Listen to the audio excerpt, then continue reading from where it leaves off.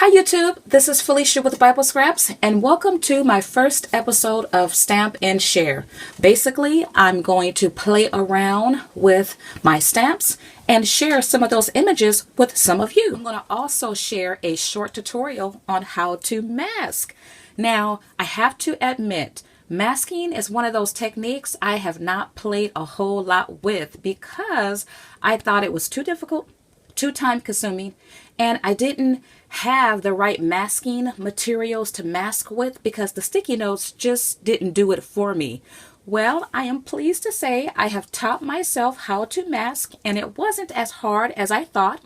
It can be time consuming depending on how much you mask, but I'm most excited to share with you a material that I mask with. Within the last week, I shared my vintage craft lot, and in that video, I shared this cute, look at this teacup design. Big, right?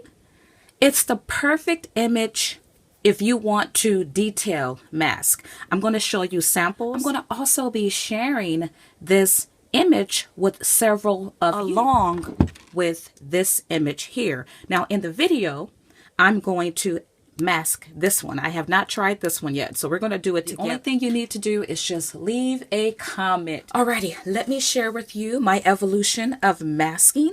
Now, I'm not an expert, but I do feel like I have mastered the art of masking. Don't pay attention to my colors. I really don't like how the colors turned out. More so, pay attention to the masking in these images. This was the first one I did. And it's not bad. Every part of this mask. You see here, I brought my jelly beans all the way to the brim. I didn't like that. And so in my second attempt, I did not mask any jelly beans in the brim. But I didn't like that either. So you see here, I brought my jelly beans midway to the brim, except I didn't mask this side or that side. And might I add as well, the jelly beans you see in the saucer, well, I masked those jelly beans. So in my fourth attempt, you see that I brought my jelly beans midway, but in this one, I masked the sides here, and I also added dimensional jelly beans in the saucer. Okay, and in my fifth attempt, you see this one here, I brought my jelly beans midway to the brim. I like that look over this look and this look. And here I masked my jelly beans. Well, the special material I'm using to create my mask, some of you have this in your stash, it's vinyl. I'm going to talk more about the properties of vinyl later in the video. Here you're looking at the mask I have made for my teacup rubber stamp. I cut out every image in different pieces, in different parts. Depending on what part you want to mask, that will determine how detailed your masks are. I really didn't know what I was doing. To be honest, I just sat down and started cutting out pieces.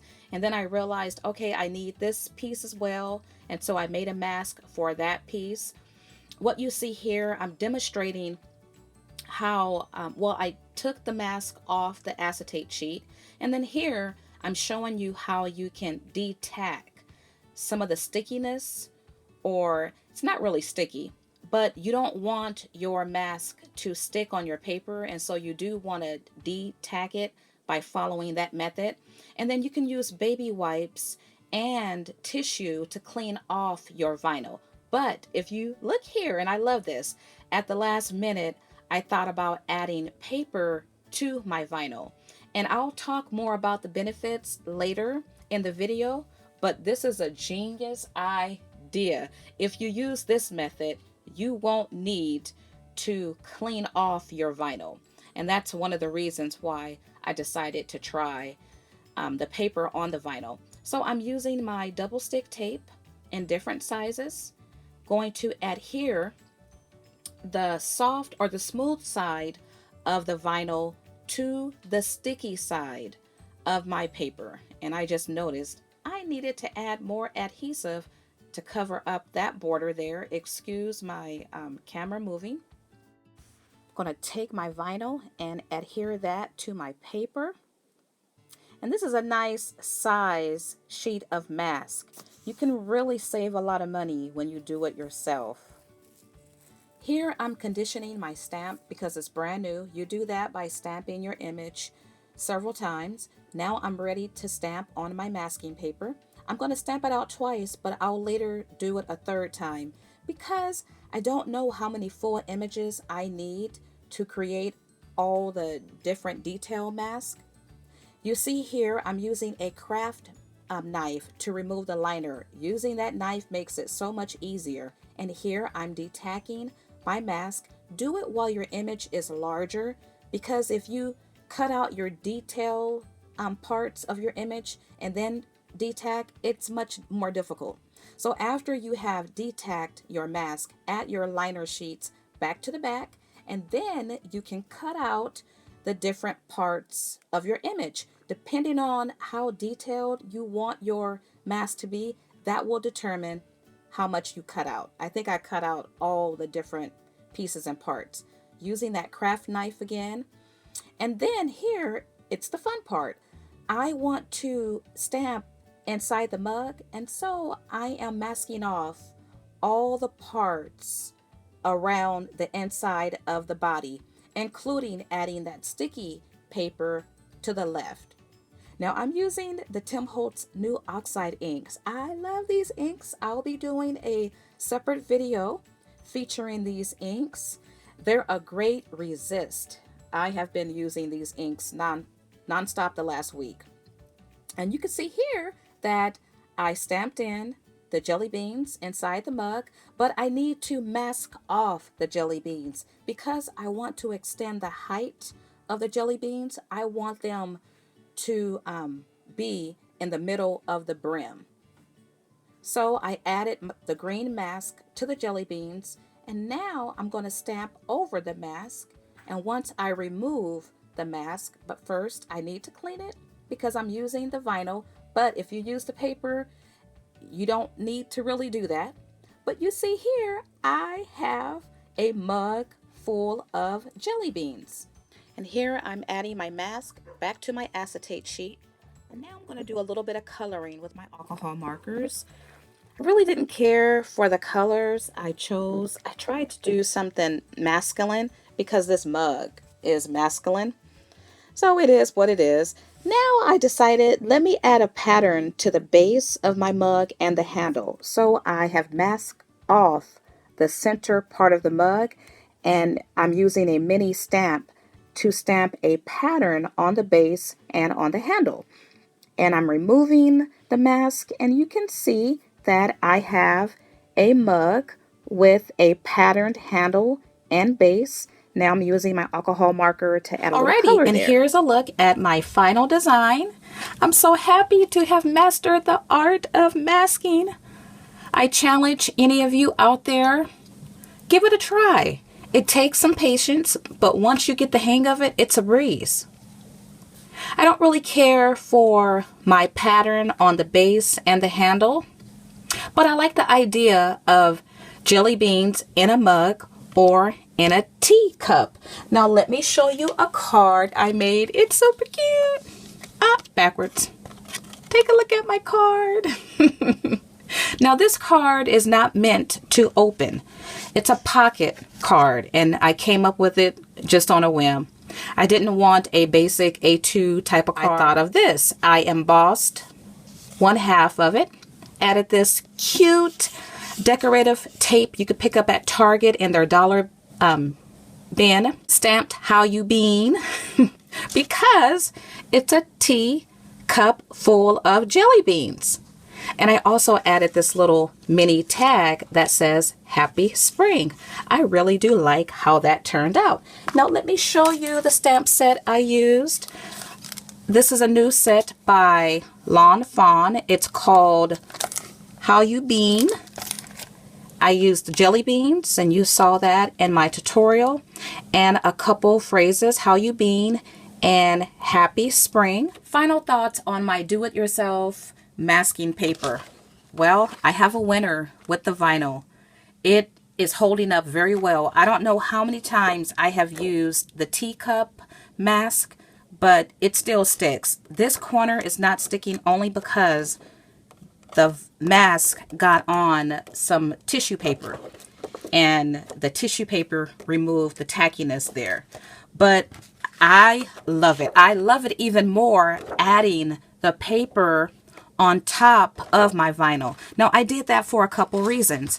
In my tutorial, you saw the mask curl up once you remove it. Well, the paper offers a sturdiness to the mask, so that won't happen. Also, if you're not careful, you can rip your vinyl when you remove it. That happened a couple times. It's a slit here. Well, by adding the paper, once again, you are adding sturdiness, so you shouldn't have that problem. Yet another benefit in adding paper over your vinyl, well, you don't have to worry about your ink drying on a slick surface, because it takes longer to dry on a slick surface if it dries at all. That's why in my tutorial you saw me use a baby wipe or a tissue to dry off my mask before I worked with it. I'm not sure if you saw in my samples, some of these were messy, and that's because with the vinyl you could easily smear the ink if you forget to let it dry or if you don't wipe it off. But with the paper, for the most part, you won't have that problem. So that's great. Let me offer you a couple of tips in case you want to adopt this method. I absolutely love it. It's going to be my go-to method for do-it-yourself stamping mask. Now, once again, I have my mask on acetate. Then I'm going to stick these acetate sheets in a sheet protector and stick those in a binder. Now, if you adopt this method, I recommend you use a color-coded system, whether you use different colors of vinyl or you add paper to your vinyl like I'll be doing in the future. Reason being, this jelly bean image and this one here, they're by different stamp companies. And I almost went crazy.